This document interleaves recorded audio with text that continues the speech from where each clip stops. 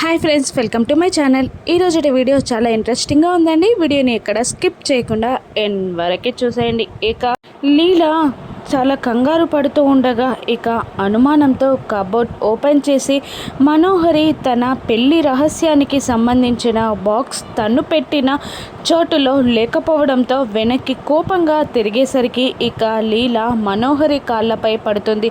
Please అమ్మగారు, బుద్ధి గడ్డి తిలి ఇటువంటి పని చేశాను, ఇంకొకసారి ఇటువంటి పని చేయను అని లీలా బ్రతిమిలాడుతూ ఉండగా ఇక మనోహరి మాత్రం లీలా మాటలు వినకుండా ఇక పీక పట్టుకొని పిసుకుతూ తిడుతూ ఉంటుంది.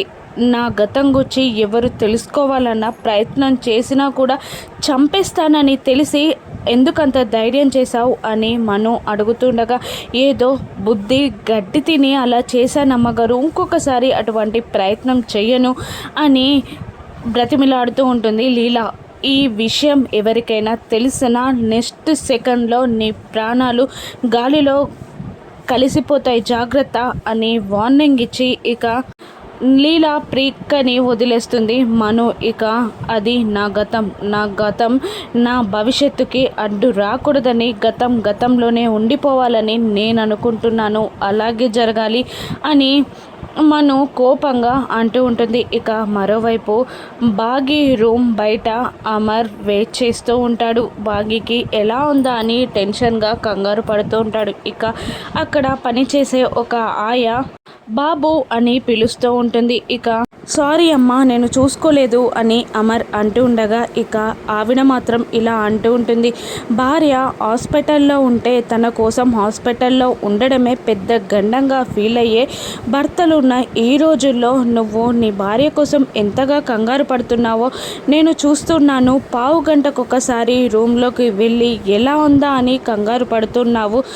నీ భార్య తొందరగా కోలుకోవాలన్నా బాగుండాలన్నా అక్కడ వినాయకుని విగ్రహం దగ్గర పవిత్రమైన కుంకుమ ఉంది, అది తీసుకెళ్ళి నీ భార్య నొదుటున పెట్టు బాబు అనగానే ఇక అమర్ సరే అంటూ కూర్చొనిపోతాడు. ఇక గుప్తా గారు ఆరుని ఏడిపించడానికి ఇప్పుడు నీ పతిదేవుడు ఏం చేస్తాడని నువ్వు అనుకుంటున్నావు అని ఆరుని అడుగుతుండగా మా ఆయన అటువంటివన్నీ నమ్మడు, సైలెంట్గా ఉండిపోతాడు అని ఆరు అంటుండగా అమర్ లేచి అక్కడ పక్కనున్న పేపర్ని తీసి కుంకుమ ఆ పేపర్లో పెట్టుకుంటూ ఉండగా ఇక అమర్ చేసిన పనులని తన కళ్ళని తానే నమ్మలేక ఆరు కళ్ళని నలుచుకుంటూ ఉంటుంది. ఇక అమర్ ఆ బొట్టుని తీసుకెళ్ళి బాగి నుదుటన పెడతాడు. ఇక అమర్ బాగిని ముట్టుకోగానే బాగికి స్పృహ వస్తుంది. ఇక నుదుటన ఏం పెట్టారా అని తన చేయితో తను చూసుకుంటుంది. ఇక కుంకుమ పెట్టాడని గ్రహించుకుంటుంది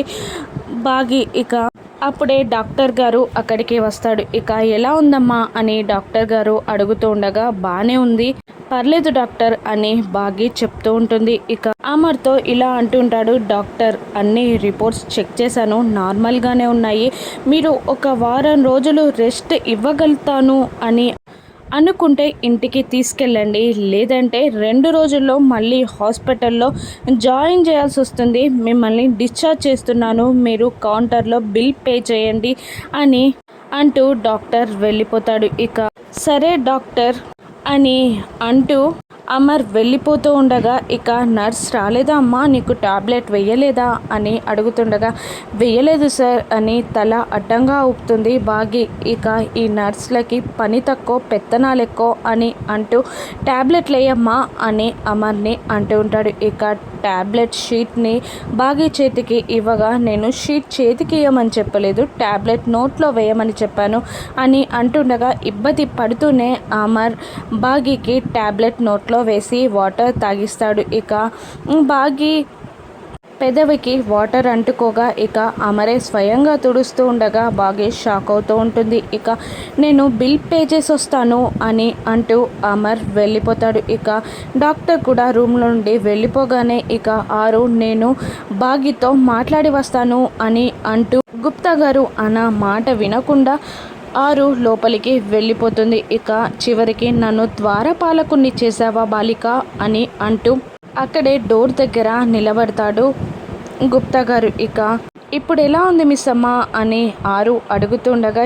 ఇక్కడ మీరేంటక్క అని అడుగుతూ ఉంటుంది భాగ్య. ఇక నిన్ను చూడ్డానికే హాస్పిటల్కి వచ్చాను అని భాగ్యకి చెప్తూ ఉంటుంది ఆరు. అవునా, ఇప్పుడు పర్లేదక్క, బాగానే ఉన్నాను అని భాగి అంటూ ఉంటుంది. థ్యాంక్ యూ మిస్ అమ్మ అని ఆరు చెప్తూ ఉండగా, థ్యాంక్ యూనా ఎందుకక్క అని అడుగుతూ ఉంటుంది భాగి. ఇక ఆరు ఈ విధంగా చెప్తూ ఉంటుంది, అమ్ముని నీ ప్రాణాలకి తెగించి కాపాడినందుకు, నా కుటుంబానికి నువ్వు అండగా ఉన్నందుకు, అమ్ముకి తల్లి లేని ప్రేమని పంచినందుకు, తల్లిలాగా అమ్ముకి మారినందుకు అని అంటూ ఉంటుంది ఆరు భాగ్యతో. ఇక భాగ్య షాక్ అవుతూ ఉంటుంది. అమ్మో, నాకు బిడ్డ లాంటిదే అక్క, కానీ నా బిడ్డని నేను కాపాడినందుకు నువ్వు థ్యాంక్స్ ఎందుకు చెప్తున్నావు? పైగా నా కుటుంబం అంటున్నావు, ఆ కుటుంబానికి నీకు సంబంధం ఏంటక్క అని అడుగుతూ ఉంటుంది భాగ్య. ఇక ఆరు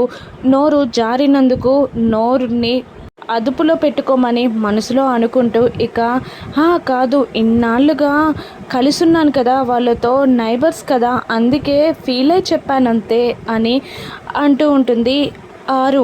ఇక అప్పుడే డాక్టర్ లోపలికి వస్తుండటంతో ఇక గుప్తా గారు వచ్చి, బాలిక బాలిక, ఆ వైద్యుడు వస్తున్నాడు అని చెప్పేస్తాడు గుప్తా గారు ఆరుకి. ఇక డాక్టర్ వచ్చాక చెప్పకపోయారా, ఇప్పుడు చెప్తున్నారా అని ఆరు అంటూ ఉండగానే ఇక డాక్టర్ లోపలికి వచ్చేస్తాడు. ఇక ఆరు ఎవరితో మాట్లాడుతుందో తెలియక బాగి ఇలా అంటుంటుంది, ఎవరితో మాట్లాడుతున్నావక్క అని అంటుండగా, నువ్వెవరితో మాట్లాడుతున్నావమ్మా అని బాగిని డాక్టర్ అడుగుతూ ఉంటాడు. అక్కతో మాట్లాడుతున్నాను అదిగో అని చూపిస్తుండగా డాక్టర్కి అక్కడ ఎవరా కనబడరు. ఇక అటు ఇటు తిరుగుతూ, ఇక్కడ ఎవరు లేరు కదమ్మా అని అంటుండగా, అవునండి, మా అక్క చాలా మంచిది, నాకు చాలా సహాయాలు చేసింది, ఇంకా నేను కేర్ టేకర్గా జాబ్ పొందడానికి కూడా మా అక్క నాకు హెల్ప్ చేసింది అని డాక్టర్ మాటలు వినకుండా మాట్లాడుతూ ఉంటుంది భాగి. ఇక అప్పుడే అమర్ కూడా లోపలికి వస్తుండడంతో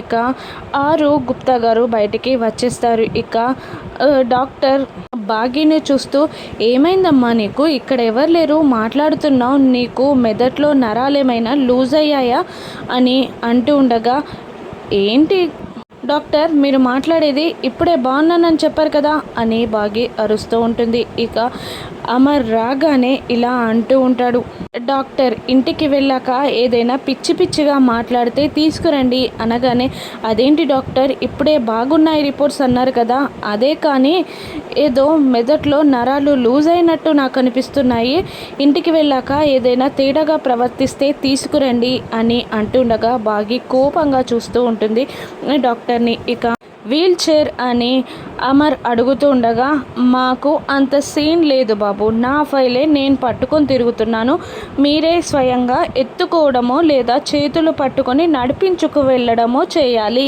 అని డాక్టర్ అనడంతో ఇక సరే అని అంటూ ఉంటాడు అమర్. ఇక డాక్టర్ వెళ్ళిపోగానే అమర్ బాగీకి చెయ్యందిస్తాడు. ఇక మాటి మాటికి బాగి అమర్ చేస్తున్న పనులకి షాక్ అవుతూ అమర్ని చూస్తూ ఉండిపోతుంది. పక్క నుండి ఆరు ఇదంతా చూస్తూ కుళ్ళుకుంటూ ఉంటుంది.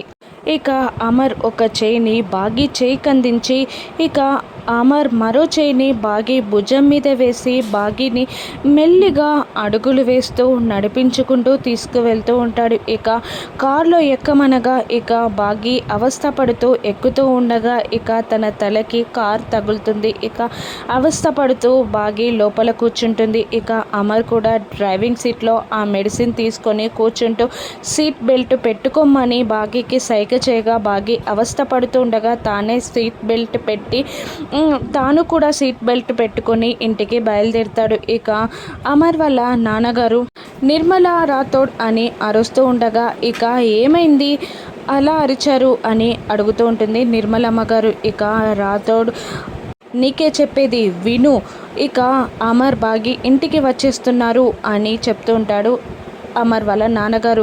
తెలిసిన విషయమే ఎందుకు చెప్తారండి, మీరు పనులు చేయరు, మమ్మల్ని పనులు చేసుకొనివ్వరా అని నిర్మలమ్మ గారు కోపంగా మాట్లాడుతుండగా ఇక చెప్పేది విను. ఇక వారం రోజుల పాటు బాగి పనులు నువ్వేమీ చేయకూడదు అని అమర్ వాళ్ళ నాన్నగారు అనేస్తారు. అదేంటండి, నా కోడలి పనులు నేను చేయకూడదా?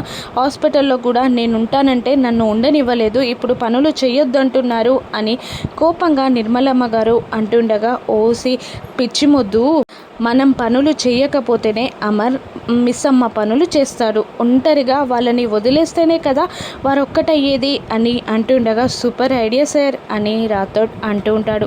కానీ మనం చేయకపోతే లీలాతోనో మనోహరితోనో చేపిస్తారు, కానీ అమర్ సార్ ఎందుకు చేస్తాడు అని డౌట్ రాథోడ్ రేజ్ చేయగా, ఇక మనోహరి ఎవరు చెప్పినా పని చేయదు. ఇంకా మనోహరి చేస్తానన్నా నేను అడ్డుకుంటాను అని అమర్ వాళ్ళ నాన్నగారు అంటూ ఇక నిర్మలమ్మ గారు లీలా పని చేయకుండా నేను చూసుకుంటాను అని అనేస్తారు. ఇక సరే పదండి అని అమర్ వాళ్ళ నాన్నగారు అనేస్తారు. ఇక అప్పుడే అమర్ బాగిని తీసుకొని ఇంటికి వచ్చేస్తాడు. పైనుండి అమ్మో కార్ సౌండ్ విని మిస్సమ్మ వచ్చింది అని వెళ్తూ ఉండగా, ఇక అంజు అమ్ముకి అడ్డంగా నిలబడి, నువ్వు వెల్కమ్ చెప్పడానికి వీల్లేదు, ఆ మిస్సమ్మకి అంత సీన్ లేదు అని అంటూ డోర్ క్లోజ్ చేస్తుంది. ఇక అమ్ము ఆకాష్ ఆనంద్ల వైపు చూస్తున్నా కూడా వాళ్ళు కూడా అమ్ముకి సపోర్ట్ చేయరు. ఇక అమ్ము ఊరికనే ఉండిపోతుంది. ఇక నిర్మలమ్మ గారు లీలా ఎర్రనీళ్ళు పట్టుకురా దిష్టి తీయాలి అని అరుస్తూ ఉంటుంది. ఇక అమర్ బాగీలని చూస్తూ ఇక గుప్తా గారు ఆరుని ఏడిపిస్తూ ఉండగా ఆరు కుళ్ళుకుంటూ ఉంటుంది. ఇక అమరే స్వయంగా డోర్ తీసి బాగీకి చెయ్యి అందించి ఇక తన తల మళ్ళీ కార్కి తగలకుండా చెయ్యి అడ్డు పెడుతూ ఉండగా, ఇక మళ్ళీ షాక్ అవుతూ ఉంటుంది బాగీ. ఇక మెల్లిగా బాగీని తీసుకొని వెళ్తూ ఉంటాడు అమర్. ఇక ఇదిగోండి అమ్మగారు అంటూ లీలా ఎర్రనీళ్ళు తీసుకురాగా, ఇక దిష్టి మంత్రాలు, అదే ఇరుగు దిష్టి, పొరుగు దిష్టి, ఇంట్లో వాళ్ళ దిష్టి, మీరిద్దరూ కలిసి ఉంటే ఓర్వలేని వాళ్ళ దిష్టి అంటూ మనోహరిని చూస్తూ అంటూ ఉంటుంది నిర్మలమ్మ గారు. ఇక మనోహరి ముఖం చిట్లించుకుంటూ ఉంటుంది. ఇక ఎలా ఉందమ్మా ఇప్పుడు అని అమర్ చూస్తూ బాగీని అడుగుతుంటారు వాళ్ళ నాన్నగారు. ఇక ఇప్పుడు బాగానే ఉంది మామయ్య అని అంటూ ఉంటుంది బాగీ. ఒక వారం రోజులు రెస్ట్ తీసుకుంటే సరిపోతుంది అన్నారు డాక్టర్ అని అమర్ అంటుండగా, వారం కాకపోతే 10 రోజులు రెస్ట్ తీసుకొని మిస్సమ్మ పనులు చేయడానికి నువ్వున్నావు కదా అని అమర్ వాళ్ళ నాన్నగారు అనగానే షాక్ అవుతూ ఉంటాడు అమర్. ఇక అదే మనందరం ఉన్నాం కదా అని సార్ ఉద్దేశం అని రాథోడ్ ఆ మాటని కవర్ చేస్తూ ఉంటాడు. ఇక అమర్ బాగీల ప్రేమ కావ్యం మొదలవనుందా? ఇక మను గతం ఏ విధంగా బయటపడనుందో రాను ఎపిసోడ్స్లో చూద్దాం. Thank you for watching.